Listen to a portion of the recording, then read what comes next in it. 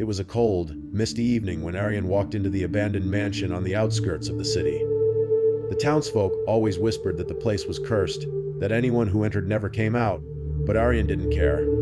For him, this mansion was not just a ruin, it was the last memory of his love, Elara. 10 years ago, when this grand hall was alive with music and laughter, he had met her here under the glow of the crystal chandelier. Her smile had been brighter than the lights, her eyes soft like the moon, and her laughter had filled his heart with something he had never felt before. That night, as the orchestra played their favorite song, he had promised her forever. But forever was short. Elara died in a car crash on her way home that same night, leaving Aryan shattered and lost. Every year, he dreamed of her voice calling him back, whispering his name from the shadows. Tonight, on the anniversary of her death, he returned, unable to bear the silence any longer. The mansion door creaked open, sending a shiver down his spine. Dust covered every surface, cobwebs hung like drapes, and yet the faint scent of roses lingered in the air. Elara's perfume. His heartbeat echoed in the silence as he stepped into the ballroom. Elara, he called softly, his voice trembling. Suddenly, from the far corner, the old gramophone began to play by itself. The melody floated through the air, hauntingly familiar. It was their song. Aryan froze his eyes wide as the air grew colder. The shadows shifted, and then she appeared. Elara stood at the far end of the hall, dressed in the same flowing white gown she had worn that night, her hair gently falling over her shoulders, her face glowing faintly in the darkness. She smiled softly. "You came back," she whispered, her voice echoing like the wind. Aryan's eyes filled with tears. "Elara, is it really you?"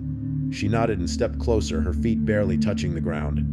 "You promised me forever," she said. "Did you think death could keep us apart?" His breath caught in his throat as he reached out to touch her. Her hand was cold, almost like ice, but he didn't care. He had her back, and that was all that mattered. The music grew louder, filling the empty room, and they began to dance, slow and graceful, just like they did 10 years ago. As they moved across the floor, time seemed to stop, but something wasn't right. Her eyes flickered, her grip grew stronger, and the room around them began to darken. The mirrors on the walls cracked one by one, the chandelier above swayed dangerously, and Aryan felt his strength fading. "Elara, your hand, it's freezing," he whispered. Her smile slowly turned sad, almost broken. "You said you'd never leave me," she murmured. "Now you'll stay. Forever." Aryan tried to pull away, panic setting in, but her grip tightened like iron. Her face began to change, her eyes hollowed, her skin turned pale, her once beautiful smile twisted into something haunting. "Elara, stop," he cried, but she only whispered his name again, softer this time, almost lovingly. "Forever." The lights flickered and went out completely. The music stopped. The silence that followed was deafening. When Aryan opened his eyes again, he was lying on the cold floor.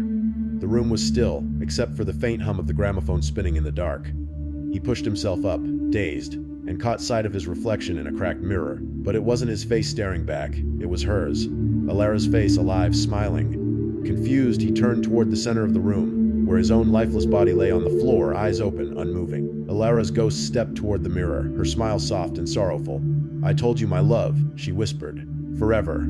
The gramophone began to play again, the melody echoing through the halls as the mansion doors slammed shut with a thunderous sound. Outside, the mist thickened, wrapping the house in silence once more. A week later, villagers passing by swore they saw movement through the cracked windows. Two figures dancing in the moonlight, one in a white gown, one in a black suit, spinning slowly to an old forgotten tune.